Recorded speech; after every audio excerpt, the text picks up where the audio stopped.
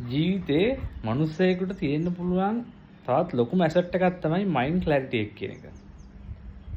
පැවැත්මද තෝරාගන්නේ නැවැත්මද? ඒ කියන්නේ spiritual journey එකක්ද නැත්නම් සර්වයිවල් එකද කියන එක. හරි පැහැදිලි අදහසක් තියෙනවා. ඒ අදහස නැති වුනහම ඔහේ රැල්ලට ගහගෙන යනවා. ඒ කියන්නේ තමන් කවුද? තමන් මොනවා කරාම තෘප්තිමත් වෙන්නේ? ඒ ගැන අයිඩියා එකක් තියෙනවා. ඒ අයිඩියා එක නැති වුනහම හරි කේෝස් එකක තමයි ජීවිතේ තියෙන්නේ. උදාහරණයක් වශයෙන් ගත්තොත් සර්වයිවල් එක තෝරගන්න එක්කෙනෙක් කවදාවත් සල්ලි වලට බය වෙන්න හොඳ නැහැ. සල්ලි වැරදි විදිහට හෙව්වොත් තමයි බය වෙන්න ඕනේ. හාමුදුරුවෝ මහාන වෙනවා නම් එයාගේ අරමුණ වෙන්න ඕනේ නිවන.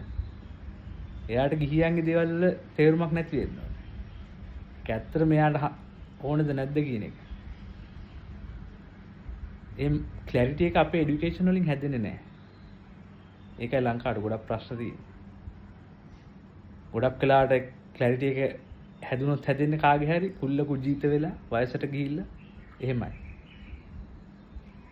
අර අවුරුදු 18ක් වෙද්දි ඒ වගේ කාලයක් වෙද්දි ක්ලැරිටි එක හදාගන්න පුළුවන් නම් කෙනෙක්ට තමන්ට මොනවද ඕනේ තමන්ට මොනවද ඕනේ නැත්තේ කියන එක